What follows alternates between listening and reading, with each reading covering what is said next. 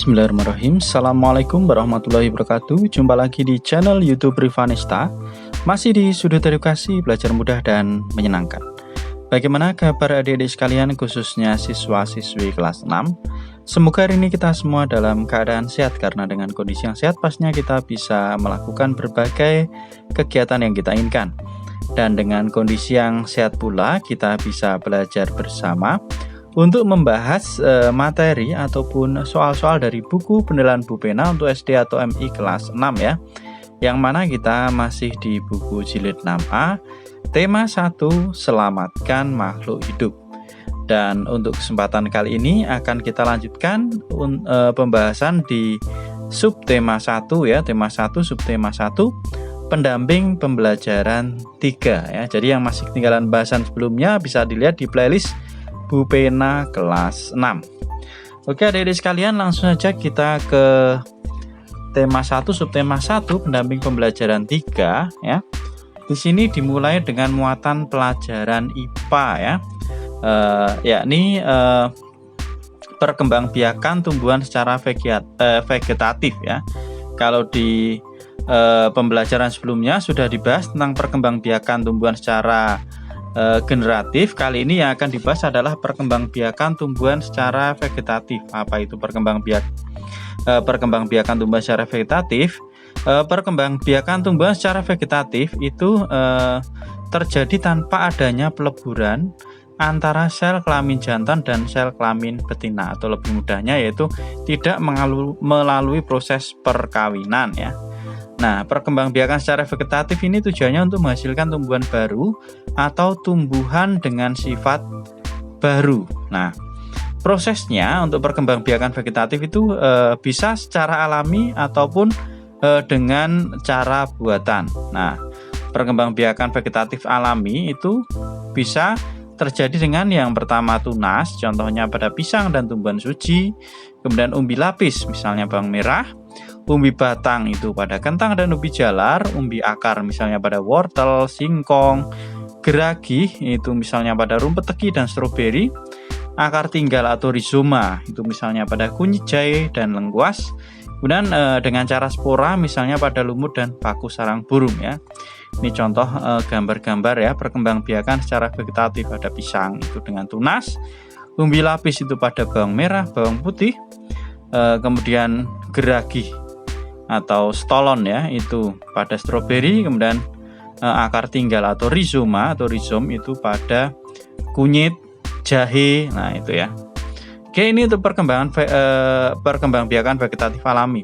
Bagaimana dengan perkembangbiakan secara vegetatif buatan? Nah, perkembangbiakan secara vegetatif buatan itu misalnya dengan cara cangkok, kemudian stek batang, stek daun, merunduk, dan juga menempel ya. Ini contoh-contohnya ya, bisa dibaca sendiri adik-adik sekalian. Nah, kemudian keuntungan perkembangbiakan tumbuhan dengan cangkok, stek, merunduk dan juga okulasi ini ya, ada 4 ya. Menghasilkan tumbuhan anakan persis dengan tumbuhan induk, menghasilkan tumbuhan anakan dengan lebih cepat, menghasilkan tumbuhan yang sulit tumbuh dari benih seperti anggrek, dan juga dapat mengendalikan kualitas tumbuhan asli yang dihasilkan ya. Biasanya keuntungannya itu ya seperti dengan cara mencangkok ya, itu biasanya akan menghasilkan individu baru yang sama persis dengan induknya. Misalnya kita mencangkok mangga, nah pasti dia akan menghasilkan sama dengan apa yang kita cangkok. Beda kalau dari biji ya, itu hasilnya biasanya lebih tidak akan sama, tetapi tentulah ada keuntungan dan kerugian. Nah, keuntungannya ini tadi misalnya mencangkok, tapi kerugiannya biasanya kalau mencangkok ataupun stek itu biasanya akarnya kurang kuat. Nah, itu ya keuntungan dan kerugiannya. Nah, oke, sekarang kita ke Ayo Berlatih ya. Di halaman 14. Perhatikan soal-soal berikut. Di sini ada daftar nama tumbuhan, kemudian setelah itu kita diminta untuk mengerjakan soal-soalnya ya. Kita lihat ada pisang, jahe, singkong, wortel, stroberi dan seterusnya sampai dengan kentang ya. Di sini kita diminta untuk menjawab soal A sampai dengan G. Mana yang berkembang biak dengan tunas, yang berkembang biak dengan umbi batang, yang berkembang biak dengan umbi lapis dan seterusnya, sampai dengan yang berkembang biak dengan spora ya. Di sini sudah saya tuliskan. Kemudian ini ada beberapa yang saya tuliskan di sini, ini berarti tidak termasuk di dalam pertanyaan ya, A sampai G. Misalnya bougainville ya. Bougainville itu perkembangbiakannya bisa dengan cara merunduk, bisa juga dengan cara stek. Kemudian bunga sepatu itu juga dengan cara stek, bunga dahlia juga dengan cara stek. Nah, karena ini A sampai G tidak ada steknya, maka sini saya jelaskan untuk nomor 8, 10 sama 18 nanti tidak masuk ke dalam jawaban yang ada di sini ya. Oke, kita mulai dari yang A ya.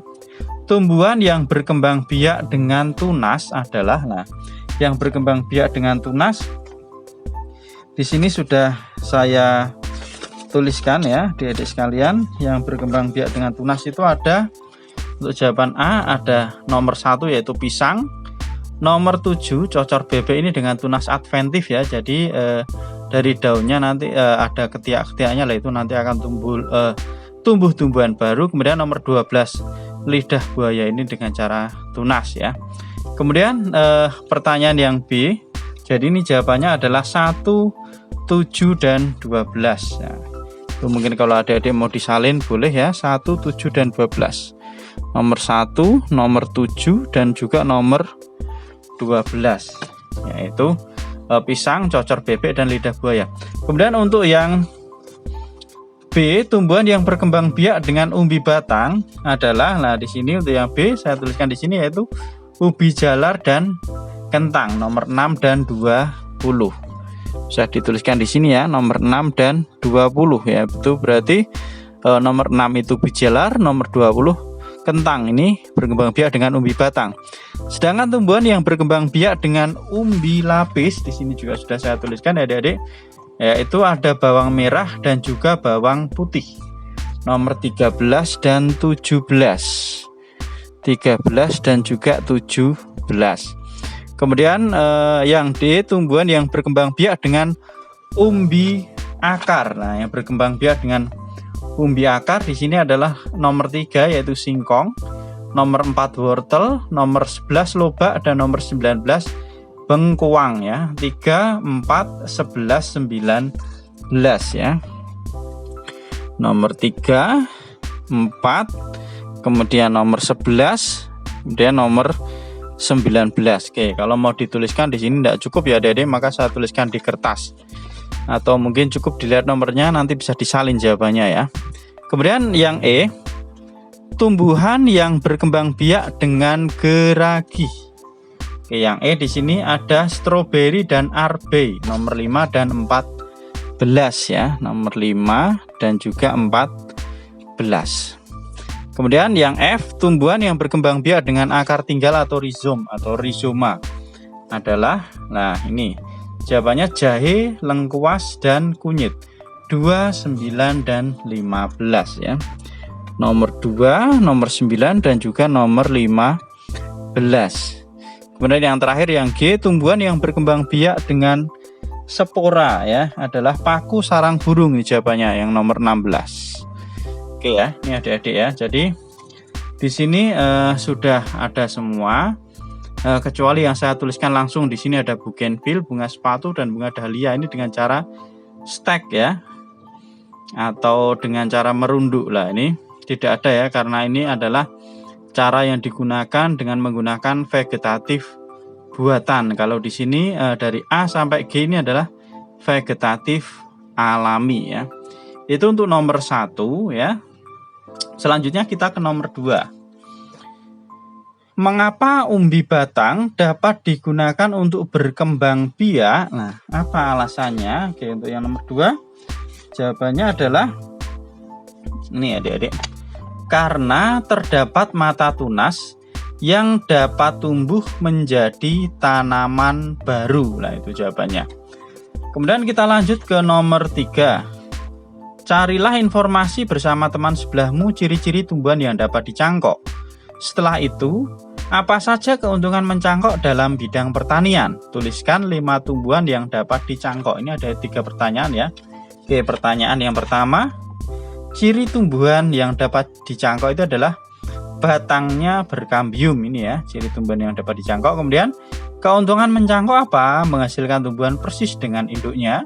Kemudian yang kedua, lebih cepat berbuah. Nah, pertanyaan yang ketiga, tumbuhan apa yang dapat dicangkok? Nah, ini ada mangga, jambu, rambutan, alpukat, dan juga durian. Ini ya, untuk nomor 3 itu ada 3 pertanyaan, ciri tumbuhan yang dapat dicangkok, keuntungan mencangkok, dan tumbuhan apa saja yang dapat dicangkok.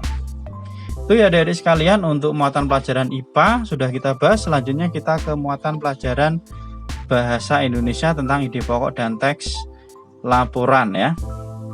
Oke, jadi ide pokok dalam suatu paragraf itu dapat ditemukan dengan langkah-langkah. Yang pertama, membaca isi paragraf dengan seksama.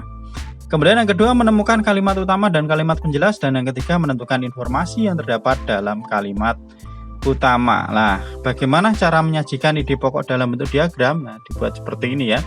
Jadi di sini judul teks. Kemudian kita buat ide pokok paragraf, tiap paragrafnya ya. Kalau ada 4 paragraf, ini berarti paragraf 1, 2, 3, 4. Boleh judulnya di atas, kemudian yang lainnya dibuat di bawah. Yang penting dibuat dalam bentuk diagram ya. Itu cara membuat atau menyajikan ide pokok dalam bentuk diagram. Sekarang kita ke ayo berlatih ya. Ini ada teks ya, kita baca terlebih dahulu. Makanan olahan dari singkong. Singkong merupakan salah satu makanan pokok di Indonesia.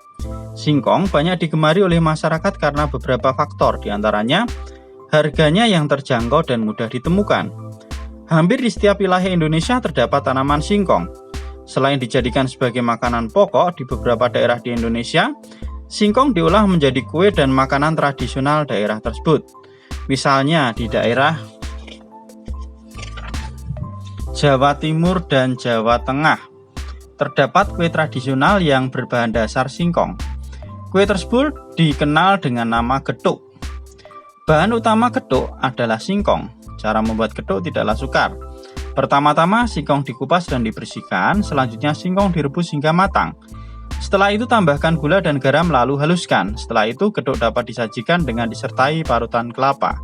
Tidak sulit bukan? Nah itu ya adik-adik sekalian, bagaimana cara membuat getuk serta pemanfaatan singkong. Pertanyaan pertama, tuliskan 5 informasi yang terdapat pada teks tersebut. Nah, informasi apa saja? Setelah kita membaca teks, nah di sini sudah saya tuliskan adik-adik sekalian ya. Jadi yang pertama, singkong merupakan salah satu makanan pokok di Indonesia. Jadi selain ada nasi ya, ada sagu, singkong juga salah satu makanan pokok di Indonesia. Kemudian informasi yang kedua, singkong digemari masyarakat karena harganya terjangkau dan mudah ditemukan. Informasi yang ketiga, singkong dapat diolah menjadi kue dan makanan tradisional. Informasi yang keempat, di Jawa Timur dan Jawa Tengah terdapat kue tradisional yang dikenal dengan nama getuk. Kemudian informasi yang kelima, bahan utama getuk adalah singkong. Ya, ini adik-adik sekalian. Mungkin kalau mau ditambahkan informasi berikutnya, cara-cara membuat getuk. Nah, itu dari teks tersebut juga ada ya. Atau mungkin tambahan lagi, cara menyajikan getuk bisa disajikan dengan parutan kelapa. Ada banyak sekali adik-adik sekalian informasinya. Tetapi karena diminta 5, di sini saya tuliskan 5 saja. Kita lanjutkan ke soal berikutnya, nomor 2. Jelaskan kembali langkah-langkah membuat getuk. Nah ini langkah-langkah membuat getuk itu apa saja? Oke, di sini saya tuliskan ya. Untuk soal nomor 2, langkah-langkah membuat getuk. Yang pertama, singkong dikupas dan dibersihkan. Kemudian yang kedua, singkong direbus hingga matang. Ya, selanjutnya ya. Setelah itu tambahkan gula dan garam lalu dihaluskan ya. Untuk diproses jadi getuk itu harus dihaluskan ya. Singkong sudah dicampur dengan gula dan garam. Kemudian yang terakhir ya, getuk udah siap untuk dinikmati dan dapat juga disajikan dengan parutan kelapa. Itu ya untuk soal nomor 2, adik-adik sekalian, langkah-langkah membuat getuk. Oke, lanjut ke soal berikutnya. Tuliskan ide pokok tiap-tiap paragraf dalam diagram. Lah tadi kita sudah belajar tentang diagram ya, ide pokok dalam bentuk diagram. Di sini sudah saya buatkan adik-adik. Nah, bisa seperti ini. Jadi ini judulnya. Kemudian karena ada 3 paragraf, maka ini ide pokok paragraf pertama, paragraf kedua, paragraf ketiga ya. Bisa dibuat sesuai kreativitas adik-adik masing-masing ya. Jadi sini judul, ide pokok 1, 2, 3 atau mungkin judulnya di tengah, ide pokok paragraf 1, paragraf 2, paragraf 3. Oke, yang penting jawabannya seperti apa. Oke, judulnya makanan olahan dari singkong. Kemudian di pokok paragraf pertama, singkong merupakan salah satu makanan pokok di Indonesia. Ide pokok paragraf kedua, di daerah Jawa Timur dan Jawa Tengah terdapat kue berbahan singkong yaitu getuk. Kemudian ide pokok paragraf yang ketiga adalah langkah-langkah membuat getuk. Nah, itu ya adik-adik sekalian untuk soal nomor 3 ya. Ide pokok dari setiap paragraf dalam bentuk diagram. Selanjutnya nomor 4, lingkarilah pernyataan yang sesuai dengan teks tersebut. Nah ini. Jadi A, B, C ini sesuai dengan teks ya. Salah satu makanan tradisional di Jawa Timur dan Jawa Tengah adalah getuk. Nah, tadi sesuai ya. Di paragraf kedua, selain nasi dan jagung, terdapat singkong sebagai salah satu makanan pokok masyarakat Indonesia. Tadi juga dijelaskan di paragraf. Kemudian yang C, singkong dapat ditemui di hampir seluruh wilayah Indonesia dengan harga terjangkau. Ya, tadi juga sudah dijelaskan.